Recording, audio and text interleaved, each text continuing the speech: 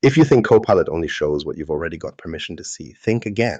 One wrong graph permission and suddenly your AI can surface data your compliance team never signed off on. The scary part, you might never even realize it's happening. In this video, I'll break down the real risks of unmanaged Copilot access, how sensitive files, financial spreadsheets, and confidential client data can slip through. Then I'll show you how to lock it down using graph permissions, DLP policies, and Purview without breaking productivity for the people who actually need access. When Copilot knows too much, a junior staffer asks Copilot for notes from last quarter's project review. And what comes back isn't a tidy summary of their own meeting. It's detailed minutes from a private board session, including strategy decisions, budget cuts, and names that should never have reached that person's inbox. No breach alerts went off. No DLP warning, just an AI quietly handing over a document it should never have touched. This happens because Copilot doesn't magically stop at a user's mailbox or OneDrive folder. Its reach is dictated by the permissions it's been granted through Microsoft Graph. And Graph isn't just a database, it's the central point of access to nearly every piece of content in Microsoft 365. SharePoint, Teams messages, calendar events, OneNote, CRM data tied into the tenant. It all flows through Graph if the right door is unlocked. That's the part many admins miss. There's a common assumption that if I'm signed in as me, Copilot will only see what I can see. Sounds reasonable? The problem is Copilot itself often runs with a separate set of application permissions. If those permissions are broader than the signed-in user's rights, you end up with an AI assistant that can reach far more than the human sitting at the keyboard. And in some deployments, those elevated permissions are handed out without anyone questioning why. Picture a financial analyst working on a quarterly forecast. They ask Copilot for current pipeline data for top 20 accounts. In their regular role, they should only see figures for a subset of clients. But thanks to how Graph has been scoped in Copilot's app registration, the AI pulls the entire sales pipeline report from a shared team site that the analyst has never had access to directly. From an end-user perspective, nothing looks suspicious. But from a security and compliance standpoint, that's sensitive exposure. Graph API permissions are effectively the front door to your organization's data. Microsoft splits them into delegated permissions, acting on behalf of a signed-in user, and application permissions, which allow an app to operate independently. Copilot scenarios often require delegated permissions for content retrieval, but certain features, like summarizing a Teams meeting the user wasn't in, can prompt admins to approve application-level permissions. And that's where the danger creeps in. Application permissions ignore individual user restrictions unless you deliberately scope them. These approvals often happen early in a rollout. An IT admin testing Copilot in a dev tenant might click accept on a permission prompt just to get through setup, then replicate that configuration in production without reviewing the implications. Once in place, those broad permissions remain unless someone actively audits them. Over time, as new data sources connect into M365, Copilot's reach expands without any conscious decision. That's silent permission creep, no drama, no user complaints, just a gradual widening of the AI's scope. The challenge is that most security teams aren't fluent in which Copilot capabilities require what level of graph access. They might see read all files in SharePoint and assume it's constrained by user context, not realizing that the permission is tenant-wide at the application level. Without mapping specific AI scenarios to the minimum necessary permissions, you end up defaulting to whatever was approved in that initial setup. And the broader those rights, the bigger the potential gap between expected and actual behavior. It's also worth remembering that Copilot's output doesn't come with a built-in permissions trail visible to the user. If the AI retrieves content from a location the user would normally be blocked from browsing, there's no warning banner saying this is outside your clearance. That lack of transparency makes it easier for risky exposures to blend into everyday workflows. The takeaway here is that graph permissions for AI deployments aren't just another checkbox in the onboarding process. They're a design choice that shapes every interaction Copilot will have on your network. Treat them like you would firewall rules or VPN access scopes, deliberate, reviewed, and periodically revalidated.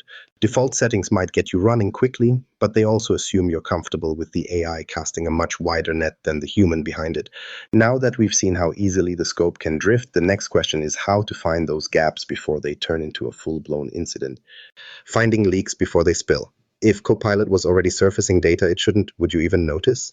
For most organizations, the honest answer is no. It's not that the information would be posted on a public site or blasted to a mailing list. The leak might show up quietly inside a document draft, a summary, or an AI-generated answer.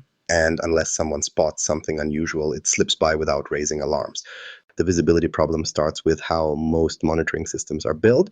They're tuned for traditional activities, file downloads, unusual login locations, large email sends, not for the way an AI retrieves and compiles information. Copilot doesn't open files in the usual sense. It queries data sources through Microsoft Graph, compiles the results, and presents them as natural language text. That means standard file access reports can look clean while the AI is still drawing from sensitive locations in the background. I've seen situations where a company only realized something was wrong because an employee casually mentioned a client name that wasn't in their department's remit. When the manager asked how they knew that, the answer was Copilot included it in my draft. There was no incident ticket, no automated alert, just a random comment that led IT to investigate. By the time they pieced it together, those same AI responses had already been shared around several teams. Microsoft 365 gives you the tools to investigate these kinds of scenarios, but you have to know where to look. Purview's audit feature can record Copilot's data access in detail. It's just not labeled with a big flashing AI badge. Once you're in the audit log search, you can filter by the specific operations Copilot uses, like search query performed or file accessed, and narrow that down by the application ID tied to your Copilot deployment. That takes a bit of prep. You'll want to confirm the app registration details in Entra ID so you can identify the traffic. From there, it's about spotting patterns. If you see high volume queries from accounts that usually have low data needs, like an intern account running 10 complex searches in an hour, that's worth checking. Same with sudden spikes in content labeled confidential, showing up in departments that normally don't touch it.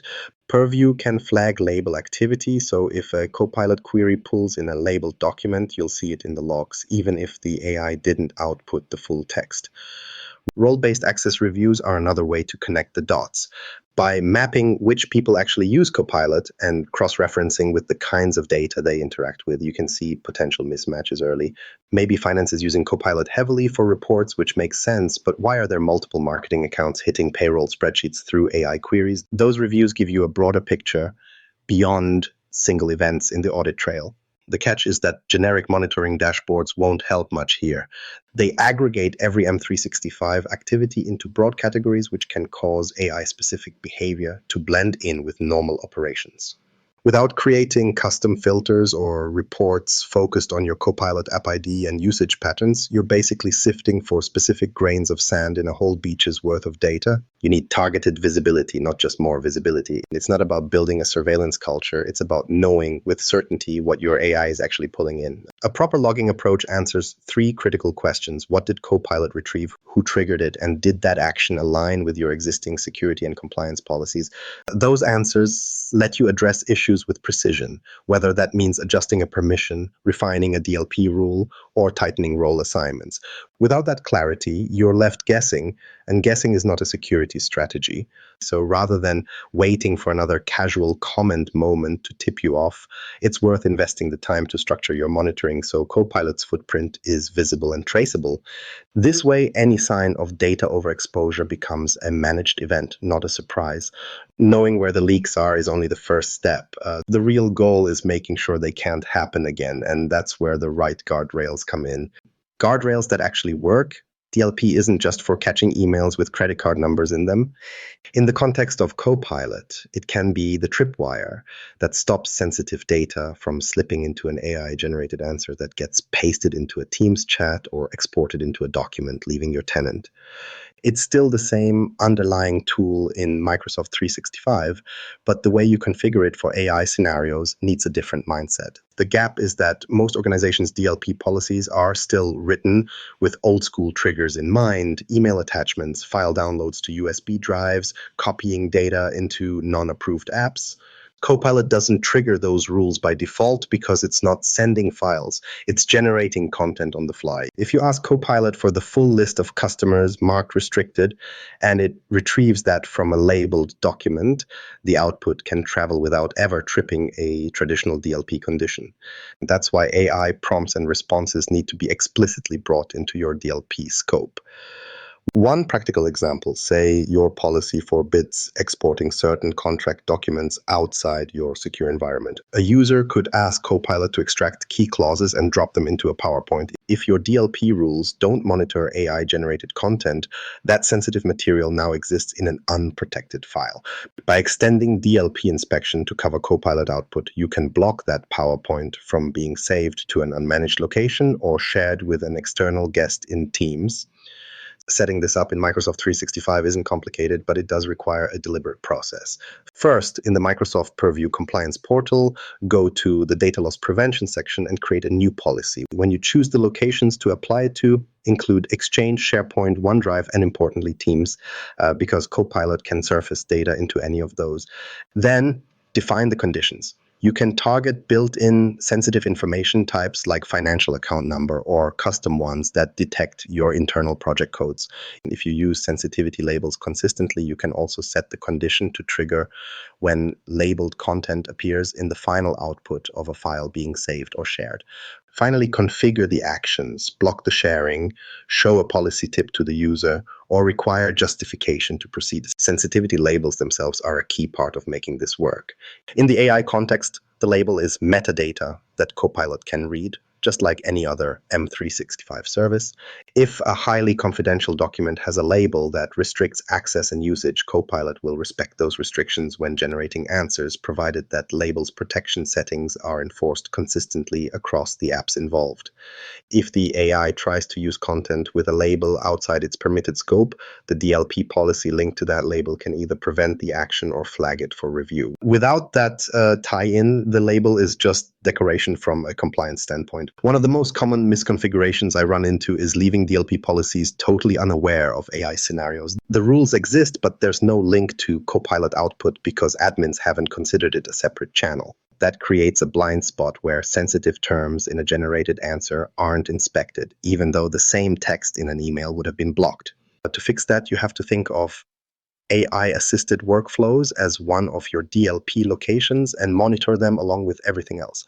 When DLP and sensitivity labels are properly configured and aware of each other, Copilot can still be useful without becoming a compliance headache. You can let it draft reports, summarize documents, and sift through data sets while quietly enforcing the same boundaries you'd expect in an email or Teams message. Users get the benefit of AI assistance, and the guardrails keep high-risk information from slipping out. The advantage here isn't just about preventing an accidental overshare, it's about allowing the technology to operate inside clear rules. That way, you aren't resorting to blanket restrictions that frustrate teams and kill adoption. You can tune the controls so marketing can brainstorm with Copilot, finance can run analysis, and HR can generate onboarding guides, each within their own permitted zones. But controlling output is only part of the puzzle. To fully reduce risk, you also have to decide which people get access to which AI capabilities in the first place. One size doesn't fit all access. Should a marketing intern and a CFO really have the same Copilot privileges? The idea sounds absurd when you say it out loud, but in plenty of tenants, that's exactly how it's set up. Copilot gets switched on for everyone with the same permissions because it's quicker and easier than dealing with role-specific configurations. The downside is that the AI's access matches the most open possible scenario, not the needs of each role. That's where role-based Copilot access groups come in. Instead of treating every user as interchangeable, you align AI capabilities to the information and workflows that specific roles actually require. Marketing might need access to campaign assets and brand guidelines, but not raw financial models. Finance needs those models, but they don't need early-stage product roadmaps. The point isn't to make Copilot less useful, it's to keep its scope relevant to each person's job. The risks of universal enablement are bigger than most teams expect.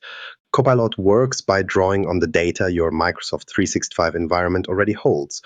If all staff have equal AI access, the technology can bridge silos you've deliberately kept in place. That's how you end up with HR assistants stumbling into revenue breakdowns, or an operations lead asking Copilot for next year's product release plan and getting design details that aren't even finalized. None of it feels like a breach in the moment, but the exposure is real.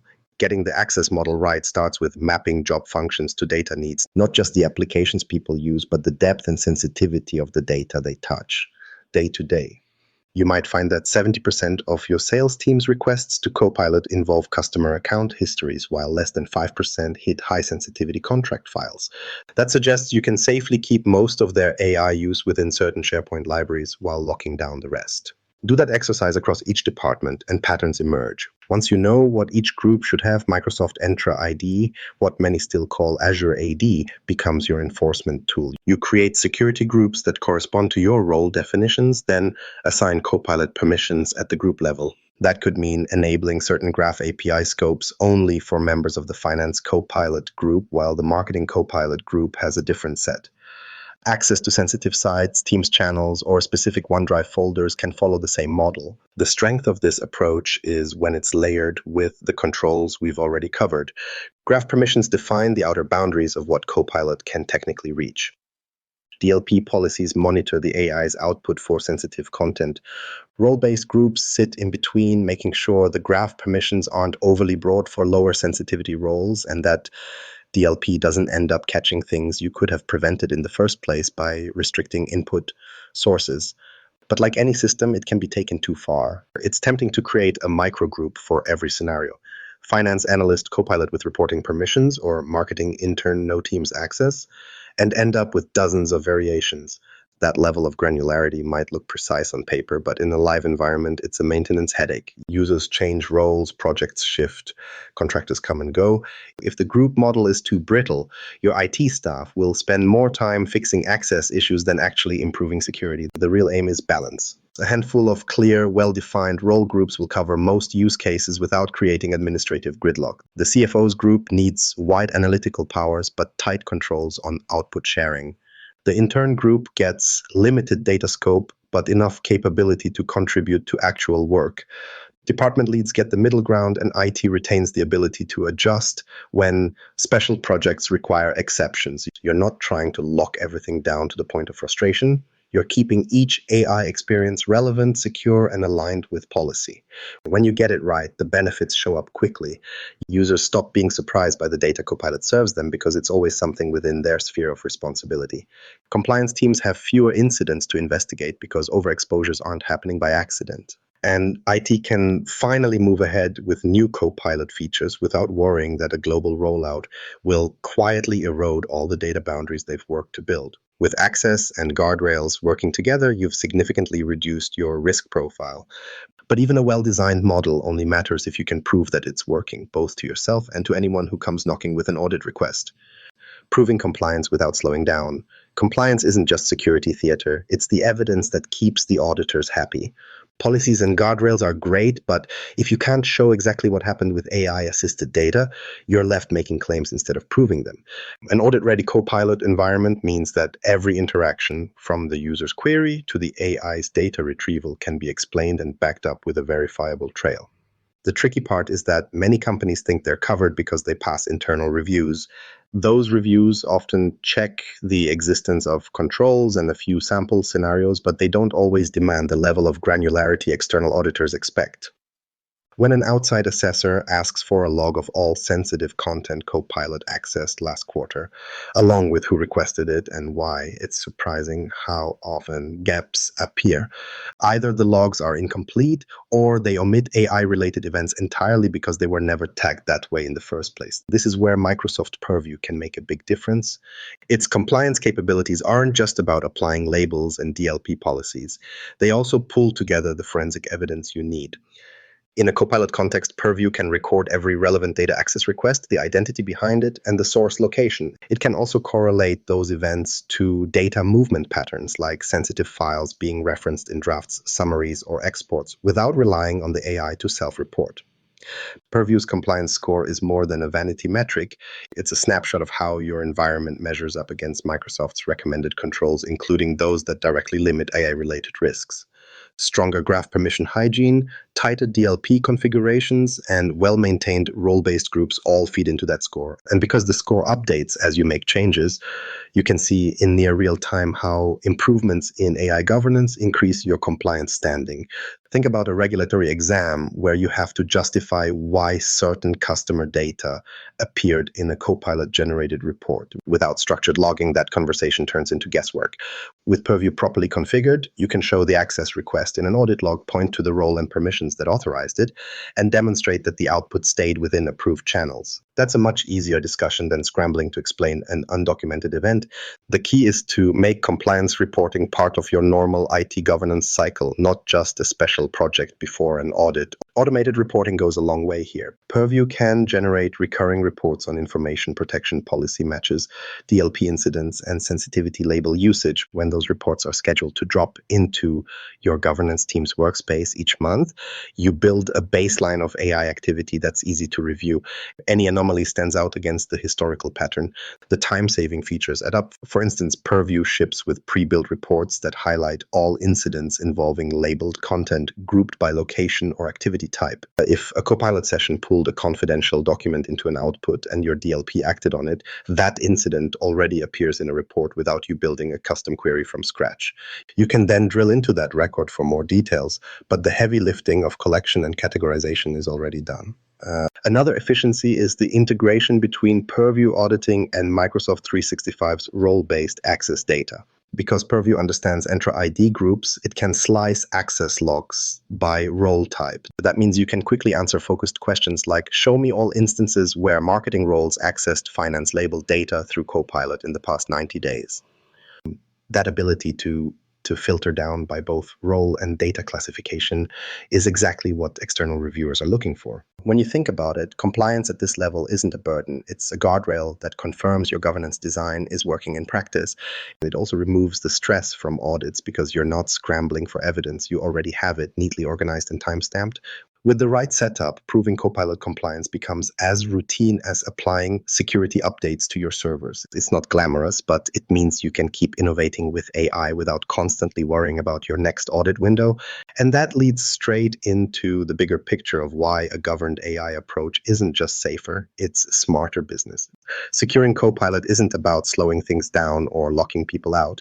It's about making sure the AI serves your business without quietly exposing it. The guardrails we've talked about, graph permissions, DLP, Purview, aren't red tape. They're the framework that keeps Copilot's answers accurate, relevant, and safe. Before your next big rollout or project kickoff, review exactly what graph permissions you've approved, align your DLP so it catches AI outputs, and check your Purview dashboards for anything unusual. Done right, governed Copilot doesn't just avoid risk, it lets you use AI with confidence, speed, and precision. That's a competitive edge worth protecting.